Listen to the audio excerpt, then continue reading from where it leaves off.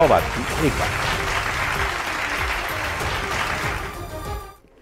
Number 1 channel के number 1 show कच्चा चिट्ठा में आप सभी का स्वागत है। आपके साथ मैं हूं सबीना तामंग देशमुख।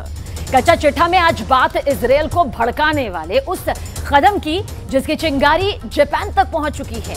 रेड सी यानी लाल सागर की मिस्ट्री ने इस वक्त इजरायल और अमेरिका को बहुत ही ज्यादा डरा दिया है। वो खौफ के साए में है। 10 मिनट के एक कमांडो ऑपरेशन ने अब वर्ल्ड वॉर का बड़ा खतरा कुछ इस तरह से पैदा कर दिया।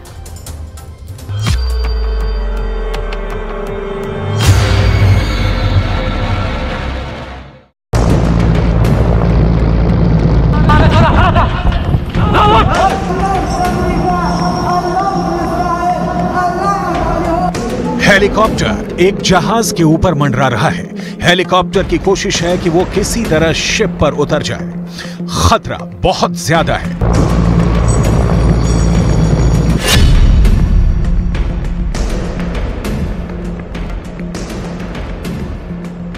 हेलीकॉप्टर के पिछले रैंप वाले दरवाजों पर 2 झंडे लगे।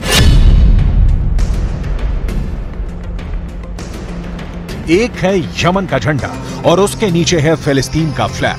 ये लाल सागर है। दुनिया इसे रेड सी के नाम से जानती है।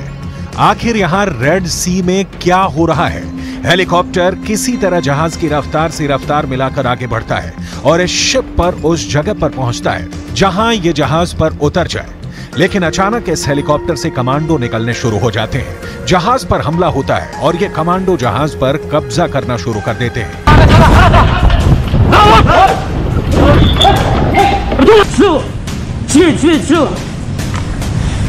AK-47 और बाकी हथियारों से लैस ये कमांडो जहाज पर आगे बढ़ते हैं। हेलीकॉप्टर फौरन जहाज से उड़ जाता है। क्या हो रहा है किसी को नहीं मालूम। ये कमांडो जल्दी से जल्दी जहाज के ब्रिज की तरफ बढ़ते हैं। ब्रिज यानी वो जगह जहां से पानी के जहाज को कंट्रोल किया जाता है। शिप के स्टाफ की तरफ राइफल ताने ये सभी हमलावर जहाज के ब्रिज में दाखिल हो जाते हैं और फिर क्रू मेंबर्स हैंड्स अप करके हमलावरों की इस टीम के आगे सरेंडर कर देते हैं। रेड सी में चलते हुए जहाज पर अचानक ऐसा क्या हुआ कि ये हमला रेड सी की सबसे बड़ी मिस्ट्री बन गया। 2 मिनट के अंदर कैसे पूरे जहाज को इस कमांडो टीम ने अपने कब्जे में ले लिया और इनका मकसद क्या है? शिप के ब्रिज पर कंट्रोल करने के बाद इन हमलावरों का कब्जा बाकी जहाज पर होने लगता है और फिर लगते हैं वो नारे जो यमन के हूती विद्रोही अमेरिका और इजरायल के खिलाफ लगाते हैं।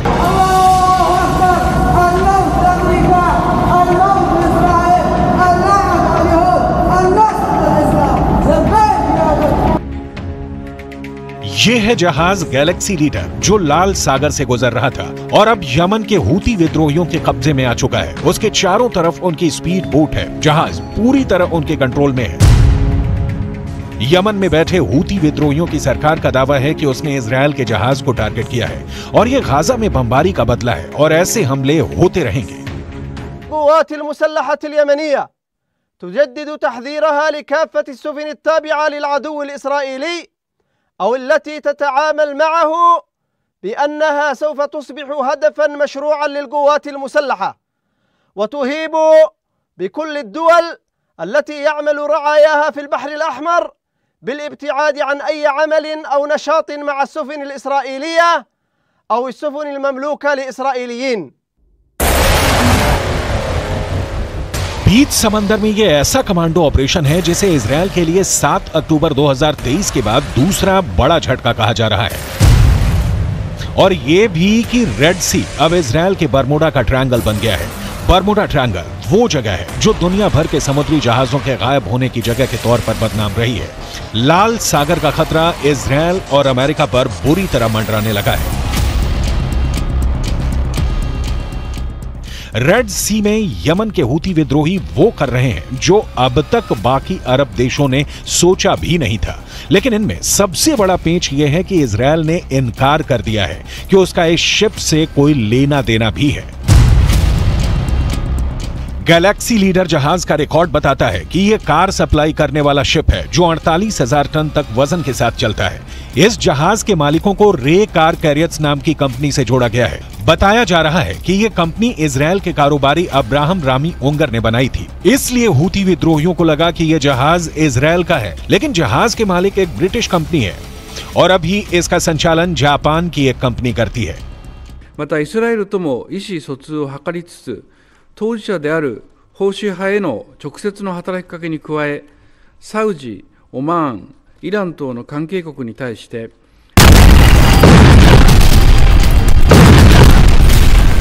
इसका मतलब साफ है, इजराइल और फिलिस्तीन के बीच चल रहे युद्ध में अब सिर्फ अमेरिका, ईरान और अरब देश ही नहीं बल्कि यूरोप से लेकर जापान तक फंस सकते हैं। इस युद्ध का दायरा और बढ़ सकता है। जैसा कि शुरुआत से खतरा बताया जा रहा है, गैलेक्सी लीडर के क्रू मेंबर्स में कई देशों के लोग शामिल हैं।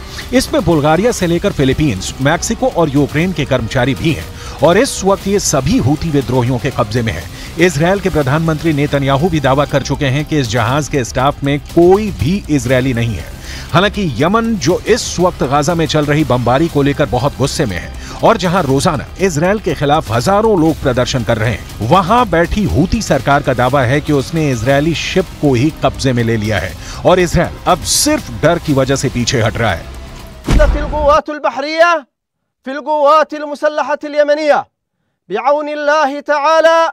عملية عسكرية في البحر الأحمر كان من نتائجها الاستيلاء على سفينة إسرائيلية واجتيازها إلى الساحل اليمني.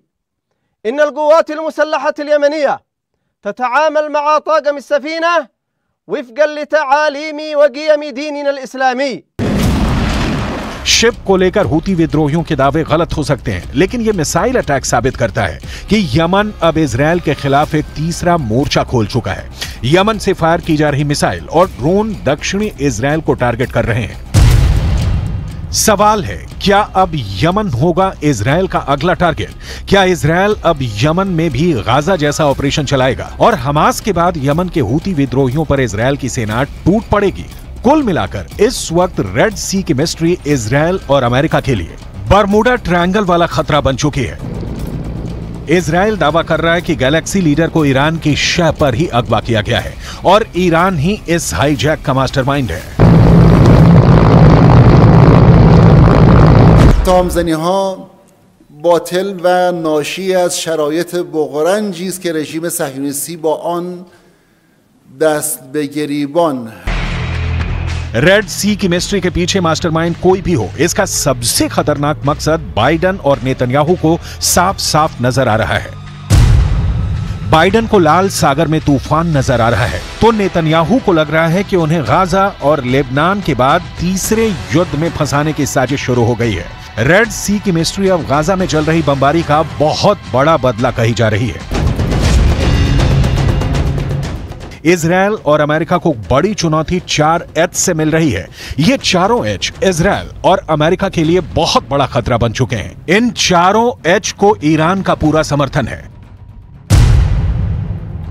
एच से हमास, जिसने गाजा में ग्राउंड ऑपरेशन के दौरान इजराइल को कड़ी टक्कर दी है। एच से हिजबुल्लाह यानी लेबनान का मिलिशिया, जिसने इजराइल के उत्तरी ठिकानों पर हमले शुरू कर दिए हैं।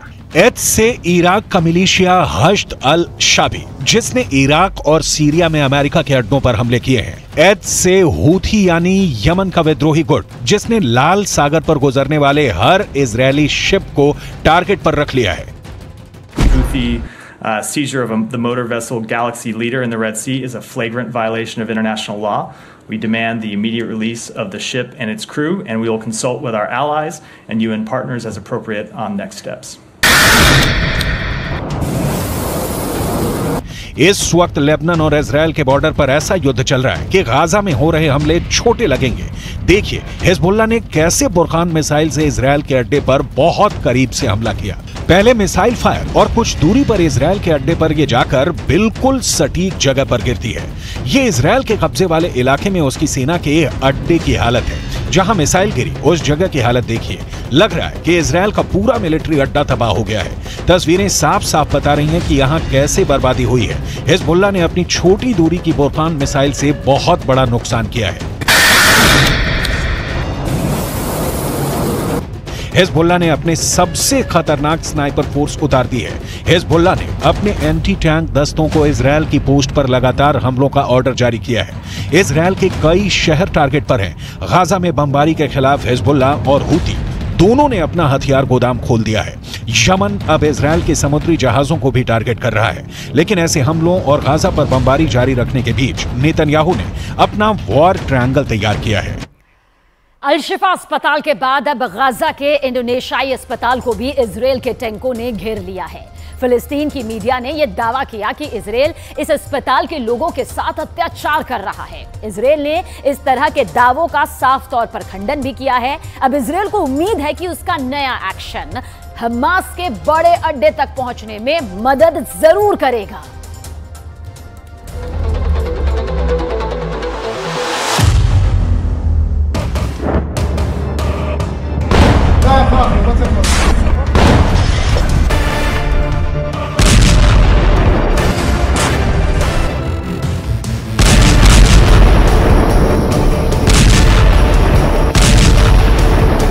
अल शिफा अस्पताल की हालत देखकर ही पूरी दुनिया में हड़कंप मचा हुआ है।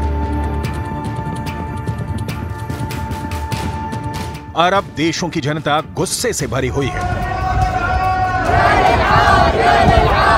और अब इजरायल एक नहीं बल्कि अल शिफा जैसे हालात कई अस्पतालों में पैदा करने जा रहा है।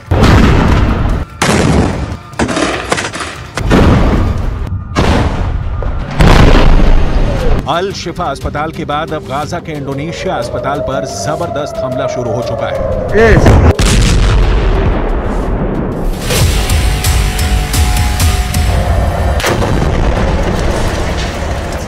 पूरे अस्पताल को घेर लिया गया है। अस्पताल के आसपास तोपखाने लगा दिए गए हैं और फिलीपींस के अखबार जो रिपोर्ट्स दे रहे हैं उसके मुताबिक अस्पताल के अंदर दहशत इतनी ज्यादा है कि लोग बेहोश होकर गिर रहे हैं।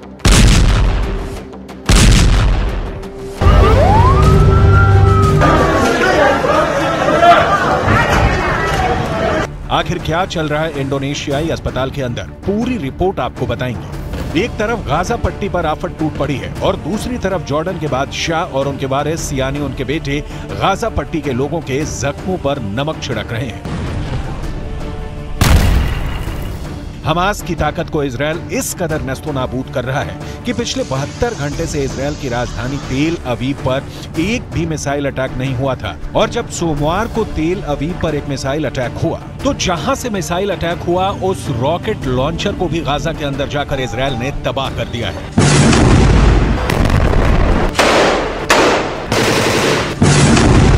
गाजा पट्टी के अंदर की युद्ध की सारी खबरें आपको देंगे, लेकिन शुरुआत करेंगे इंडोनेशियाई अस्पताल के दहशत भरे दावों से। दरअसल गाजा पट्टी के अंदर स्थित इंडोनेशियाई अस्पताल इंडोनेशिया की सरकार और फिलिस्तीन की सरकार के बीच दोस्ती का एक बेजोड़ नमूना है और इंडोनेशिया की सरकार की मदद से ही यह अस्पताल खोला गया था ताकि गाजा में मरीजों का इलाज हो सके।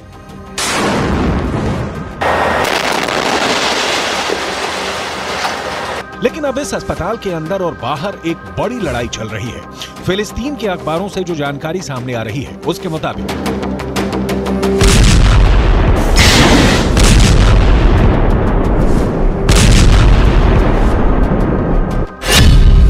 गाजा पट्टी के इंडोनेशियाई अस्पताल में इस वक्त करीब 700 मरीज हैं और करीब 5000 लोगों ने अस्पताल के अंदर शरण ले रखी है। अस्पताल के आसपास के इलाके में लगभग 10,000 लोगों ने शरण ले रखी है। अगर अस्पताल के कर्मचारियों की संख्या को भी मिला लें तो गाजा के इंडोनेशियाई अस्पताल और उसके आसपास के पूरे इलाके में करीब 20,000 लोग फंसे हुए हैं।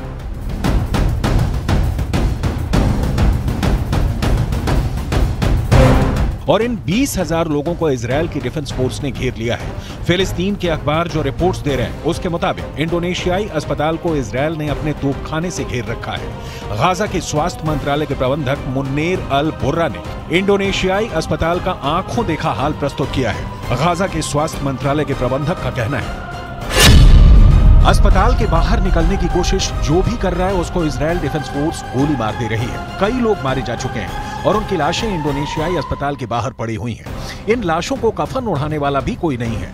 अस्पताल के अंदर लोग इतने ज्यादा डरे हुए हैं कि जो पीड़ित हैं और जो मरीज हैं वो खड़े खड़े गश खाकर फर्श पर गिर रहे हैं।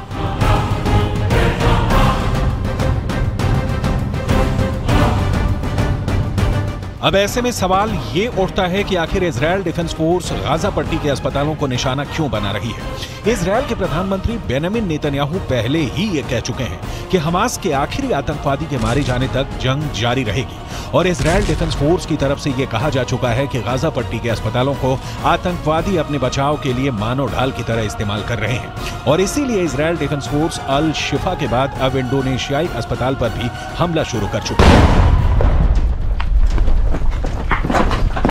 गाजा पट्टी की हालत इस वक्त ये है कि अब तक 13,300 से ज्यादा लोग मारे जा चुके हैं। फिलिस्तीन के अखबारों के मुताबिक इनमें से 5,600 से ज्यादा बच्चे हैं। गाजा पट्टी के अंदर 87 मस्जिदें इजरायल पूरी तरह से ध्वस्त कर चुका है और 170 मस्जिदें क्षतिग्रस्त हुई हैं।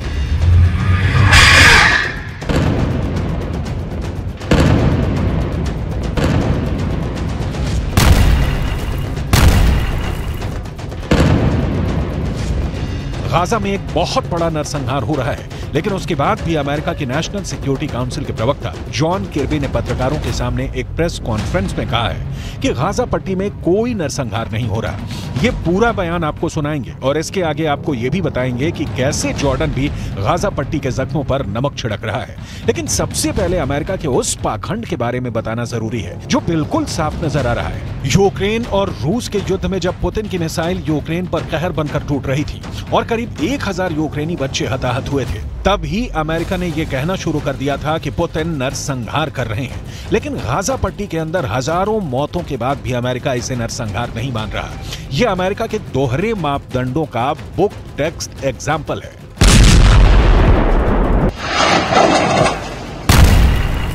Hamas wants, make no mistake about it, is genocide. They want to wipe Israel off the map. They've said so publicly, more than one occasion. In fact, just recently. And they've said that they're not going to stop. What happened on the 7th of October is going to happen again and again and again. And what happened on the 7th of October? Murder, slaughter of innocent people in their homes or at a music festival. That's genocidal intentions.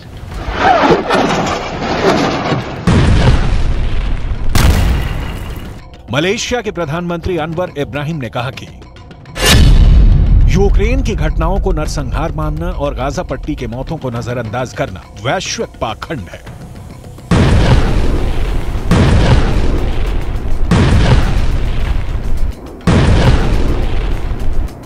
दूसरी तरफ अगर देखा जाए तो अब तक Gaza पट्टी के अंदर 30,000 से ज्यादा लोग घायल हैं और गाजा पट्टी के अस्पतालों की हालत क्या है ये पूरी दुनिया को नजर आ रही है।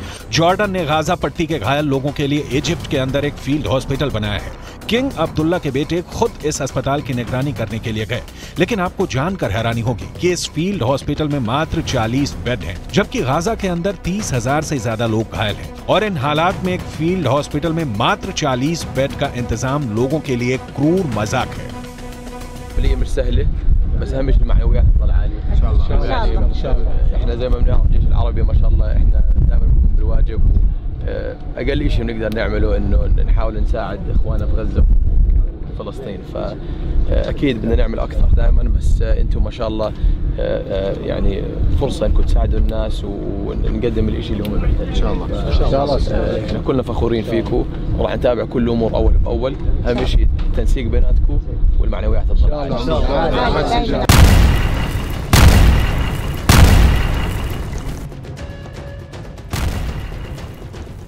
इससे पहले भी जब जॉर्डन का एक विमान इजरायल की परमिशन लेकर इजरायल के आसमान से गुजरता हुआ गाजा पट्टी में राहत सामग्री लेकर गया था, तो जॉर्डन के किंग अब्दुल्ला ने ट्वीट के माध्यम से इसे अपनी एयरफोर्स की बहुत बड़ी कामयाबी और बहादुरी बताई थी। ये भी एक तरह से गाजा पट्टी के लोगों के साथ मजाक ही था, क्योंकि इजरायल की परमिशन से इजरायल के आसमान में जॉर्डन का विमान ले जाना कोई बहादुरी नहीं है। देखिए, एक तरफ तो इजराइल गाजा में अस्पताल पर खौफनाक हमले कर रहा है, लेकिन दूसरी तरफ उसे खुद पर हमास और हिजबुल्ला के अटैक का भी डर सता रहा है। इसलिए अब बेंजामिन नेतन्याहू ने अपनी स्पेशल फोर्स को इस महाजंग में उतार दिया है। कहा जाता है कि इजराइल की इस फोर्स के कमांडो ऐसी मौत देते हैं कि दुश्मन देखकर ही दम तोड़ देते हैं।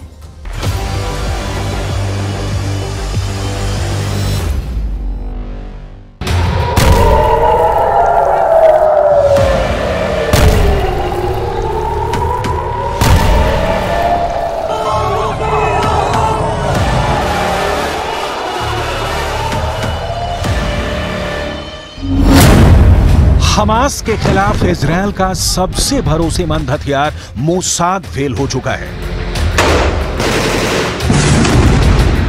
इजरायल की सबसे एलीट यूनिट शिन बेत पूरी तरह से नाकाम हो चुकी है।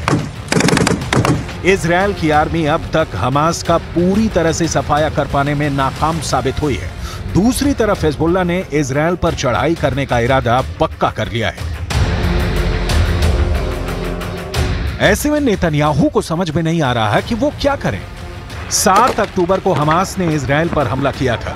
उसके फौरन बाद ही इजरायल के प्रधानमंत्री ने जंग का ऐलान कर दिया और कसम खाई कि वो अब हमास और उसके हमदर्दों का नामो निशान मिटाकर ही दम लेंगे।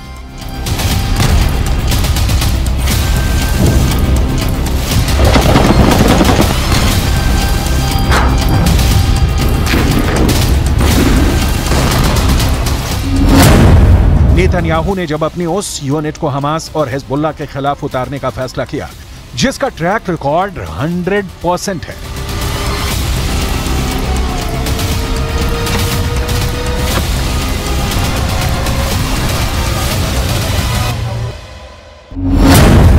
इजरायल ने युद्ध में अपनी यूनिट नंबर 504 को उतार दिया है। यूनिट नंबर 504 यानी वो कमांडो टीम जो एक हमले में 50 दुश्मनों को मारती है और फिर बाकी 500 दुश्मन हमला देखकर दम तोड़ देते हैं। यानी ये दुश्मनों को इतनी दर्दनाक मौत देती है कि 10 गुना दुश्मन देखकर मर जाते हैं।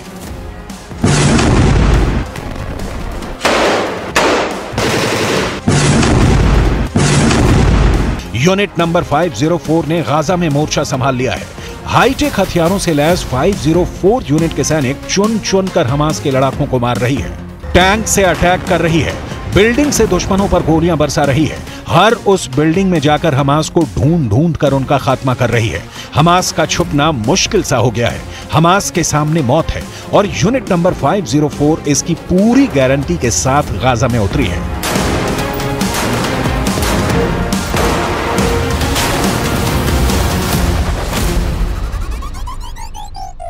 डेढ़ महीने का युद्ध अब और भीषण हो गया है। दोनों तरफ से गोलीबारी चल रही है, युद्ध चल रहा है। इजरायल गाजा पर टैंक से हमला कर रहा है, एयर स्ट्राइक कर रहा है। उसकी आर्मी गाजा में घुसकर हमास के खिलाफ ऑपरेशन चला रही है।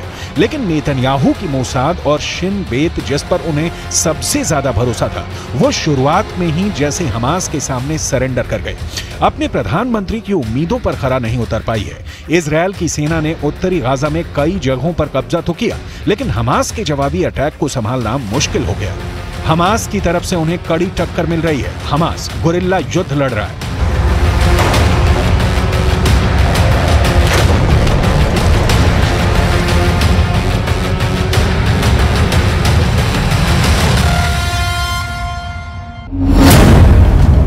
यही वजह है कि गाजा में चल रहे युद्ध में इजरायल के 70 से ज्यादा सैनिक मारे जा चुके हैं। ये इजरायल के उन सैनिकों के अंतिम संस्कार की तस्वीरें हैं जिन्हें युद्ध के दौरान हमास के लड़ाकों ने मार दिया। इसमें 23 साल के सैनिक माज केरेट बत्तिया भी शामिल थे, जिसे हमास के लड़ाकों ने मार दिया। माज केरेट गाजा में अपने साथी सैनिकों के साथ हमास के खिलाफ मोर्चे पर थे। तभी एक ऐसा हमला हुआ कि जान बचाकर भागने की नौबत आ गई, लेकिन कामयाबी नहीं मिली। वो जिस ऑपरेशन का हिस्सा थे उसमें इजरायल के एक लेफ्टिनेंट रैंक के अफसर की भी मौत हुई है। एक तरफ इस ऑपरेशन में इजरायल को सैनिकों की भारी कीमत चुकानी पड़ रही है, दूसरी तरफ उसके हथियार भी हमास और हिजबुल्लाह के निशाने पर हैं। युद्ध के दौरान हमास और हिजबुल्लाह ने चुन चुन कर इजरायल के सबसे बेहतरीन टैंक मरकावा को फोड़ा।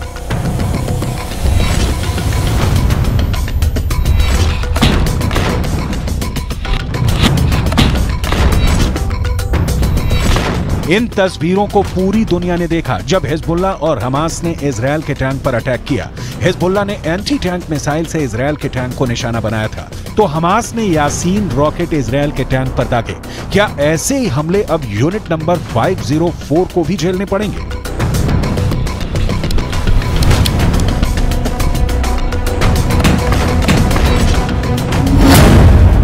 (1973) में योम किप्पुर युद्ध के बाद इजरायल को यह समझ में आ गया था कि उसकी डिफेंस फोर्स की इंटेलिजेंस मिस्र और सीरिया के हमलों का पता लगाने में नाकाम रही है।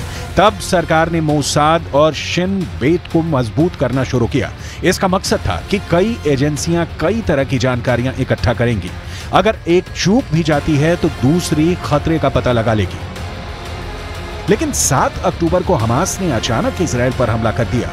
इस हमले के बाद से ही लगातार मोसाद पर सवाल उठने लगे। उसको फेल करार दे दिया गया। एक समय मोसाद और शिन बेत लेबनान में सक्रिय थी। यूनिट 504 भी एक समय यहीं थी। बाद में मोसाद का फोकस ईरान और इंटरनेशनल आतंकियों पर हो गया। वहीं शिन बेत को गाजा से जुड़ी जिम्मेदारी मिली। यूनिट 504 ने गाजा के अपने जासूसों को शिन बेत के हवाले कर पूरा फोकस लेबनान पर लगा दिया और अब हमास और इजराइल के युद्ध में 504 यूनिट की एंट्री हो चुकी है। लेकिन इजराइल की यूनिट नंबर 504 को सिर्फ गाजा में हमास की ही नहीं बल्कि लेबनान बॉर्डर की भी जिम्मेदारी मिली हुई है। इजराइल पर गाजा से तो टक्कर मिल ही रही है, लेबनान बॉर्डर भी उसके लिए सिरदर्द बना हुआ है। ऐसे में इजराइल फंस गया है कि वो गाजा संभाले या लेबनान बॉर्डर पर फोकस करे।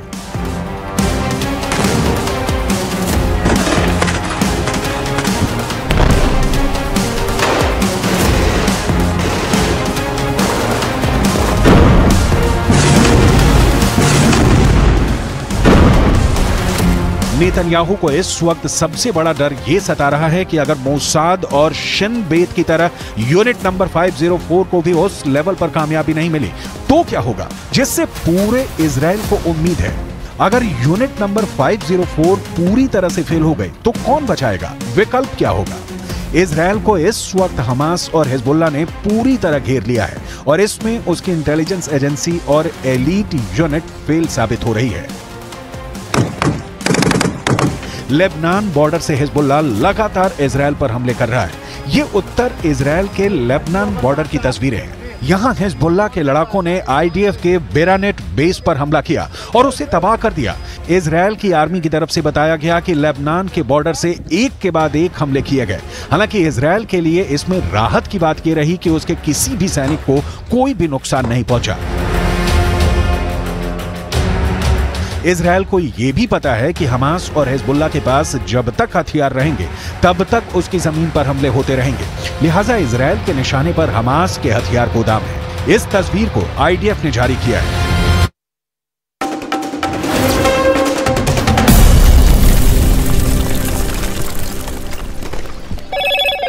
हेलो मोटो।